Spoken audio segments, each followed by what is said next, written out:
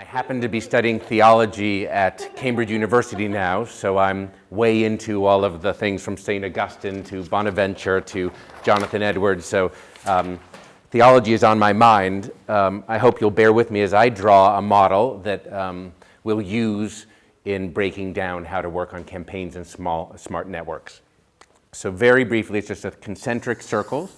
In a lot of wisdom literature and in the Torah and New Testament and elsewhere, it talks about leadership in a sense. When someone is anointed as a leader with great success, like Solomon, or a judge, or a prophet, it is interesting that three elements of hyper-effective or transformational leadership are in play. And we have, or I've sort of named them, wisdom, understanding,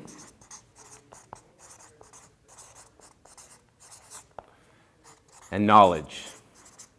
So interestingly, there's a pattern throughout wisdom scriptures and also through philosophy that breaks things down into three ways. I'm here because you all are leaders and I want to invest in your leadership. I want you to scale who you are aligned with how you do your work and what you do. So this is how it breaks down. Wisdom is largely about who we are. Who are you all as leaders, and are you bringing that to the table of your work? Whether it's inside your organization or in a coalition or through smart networks for change. Understanding is a tougher space, and I could notice it in reading many of the globalizers talk about what they're trying to move from and toward. Understanding your paradigm shift, what and how and why you do your work is essential. And I found that this vital space on understanding is often not understood, or we slide in and out of who we are as creative beings and our essence, sort of back to like the soul of our wisdom, our essence is transcendent beyond us, what we're trying to shift in the world, and then sort of what we do, what we know. This is our expertise. Very often, what I'm finding in the material of social entrepreneurs is they are, wise folk, creative. They have this essence of creativity. They see a problem in the world, and they go to attack that problem. They go for a technical solution, a knowledge-based approach. And so you might have, you need more lawyers, or you need malaria nets, or every school and every child should have a computer, or et cetera. I mean, Americans are notorious for this, particularly businesses saying, there's a problem, we can solve it, and then we'll move to growth and scale, and we'll solve it on a big scale. That's where disaster and death arise from. Thinking that you know it all, and then exporting your expertise and know-how without aligning with how you're doing the work and what you're trying to change, and who you are, what are the values you're bringing to the table. So when we're talking about campaigning, when we're talking about leveraging smart networks, there's the easy stuff, which is sort of you here, like you and your friends and your organization. I'll give you an example from myself. Here I was, Jerry White, and I've done 25 years of social change networking since I was, you might say 47 years since I was born. I've liked to put on plays and cast people and script them, and you can tell a control freak, like to just have people follow my orders, and you'll say this, and then the music comes on, and you'll move in this, and exit stage left and stay right. So I'm a massive producer. I love to do it. I was doing it since I was 5 years old, or at least trying to boss around my 5 brothers and sisters as well to minimum. So this idea is what you're good at is sort of interesting, but the question is, what is the play you're putting on that stage? And what I'd like to say is, in my case, on the landmine issue, this is one place where I became well known as a leader, as you heard of the international campaign to ban landmines. I had some knowledge. I, at age 20, stepped on a landmine. I, at age 20, then understood what it felt like to be in a minefield and to lose a leg, and then what it felt like to be 6 months in a hospital and learn how to walk again, use a wheelchair, go through a lot of surgeries, and learn how to resume my life. So I knew something. And the campaign came along in the mid-1990s, What else did I know in the mid-1990s from my professional work? I was working on non-proliferation and arms control. So I had a cerebral approach to sort of national security issues. I knew how to do good research and work the media for change. And this is where I was for about 10 years in Washington, D.C.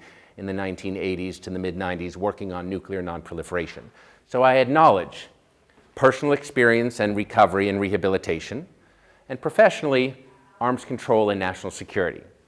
So in the mid-1990s, you may recall that the international campaign to ban landmines was coming forward. They had started to do the math, that there are 80 million landmines buried in over 80 million countries, and 80% of the victims are civilian, not soldiers. And I was one of them. So a guy came along to me and said, Jerry, you're a landmine survivor, and you've done this arms control experience. Do you know that landmines have killed more people than nuclear, chemical, and biological weapons combined? That's why they're called weapons of mass destruction in slow motion.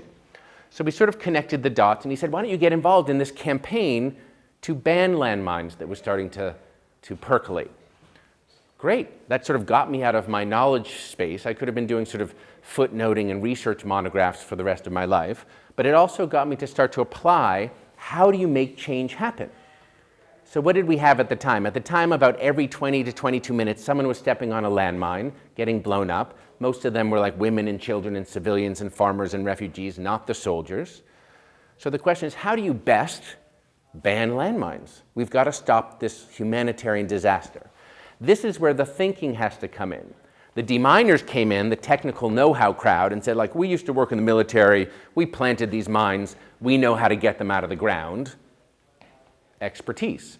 That's just give us your money, we'll get them out of the ground, and then you'll have less casualties, we've solved your problem. That wouldn't do it, because in this case we understood that mines were still being used, legitimized, and going into the ground. So unless you had a paradigm shift, something that you were moving from proliferation of landmines to banning them and making them delegitimized, you were never going to solve the problem. You're going to continue putting Band-Aids on the problem and a lot of fake legs on young kids. So this space, when you think about campaigning, is how to make a shift. We ultimately chose a legal framework called the Landmine Ban Treaty, and working in a coalition of over 1,000 organizations in over 100 countries. How we did the work and why we did that will also be a discussion in the smaller groups. Ultimately, you could knock off being an expert and having the best idea or paradigm shift you want and still fail in your smart networking in your campaign or movement building. Why? Because if you aren't true to what I would call the wisdom of the matter, true deepest principles of, let's say, dignity, inclusion. Again, in many of your papers, you would write about your value set.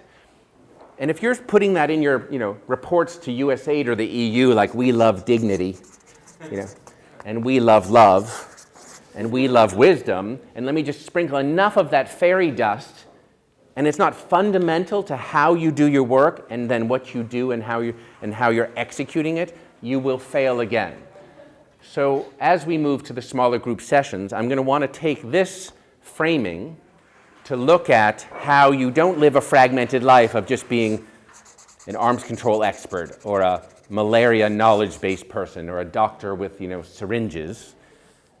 Or you're like, well, I'm really an angry activist and I hate that there's human rights abuse all around the world, or I'm an environmental justice person and I'm going to have the best programs to change that for people. Or, you know what, I go to church or synagogue on the weekend and I really sort of like to pray over here. Fragmented, misaligned, or unaligned leadership will ensure that you are not smart networking. It will ensure that your campaigns will fail and will ensure that sort of your growth for impact, not just growth for size, as we were hearing, will also never reach its full potential. My deep concern for social entrepreneurs is they come in usually from an area. Normally it's in this sort of space. You guys are smart kids, right? And you say like, there's a big problem in the world. I'm passionate about it, and I'm bringing myself into that space. You're an activist at heart, a change maker. And sometimes you don't have the skill to pull off management or building NGOs or running campaigns, and you start to waffle here. You can find weakness. Or you don't really know who you are. So So in fact, you're functioning from an empty well of just working like I did for many years as what I would call a globaholic, running around the world, passionate about change, and on the verge of becoming one of those cliche angry activists. So this is what I would like to put as a possibility for you all to consider. How are you in your knowledge and your products, your solutions, aligning with why you're in this business and what is the change you want to see? Are you clear? And I would say in a lot of people's social entrepreneurs, the irony is they aren't so clear. They're good at it, but they aren't so clear. They jump between sort of mosquito nets and solving the problem of malaria and just because mosquitoes are bad. I believe that. So there's something that we have to get our vocabulary straight and aligned that will be very important for you to access networks. And there are types of networks that will align and help you in the path to success. So that's the preacher in me saying wisdom, understanding, and knowledge. That's when leaders find transformational and breakthrough entrepreneurial power.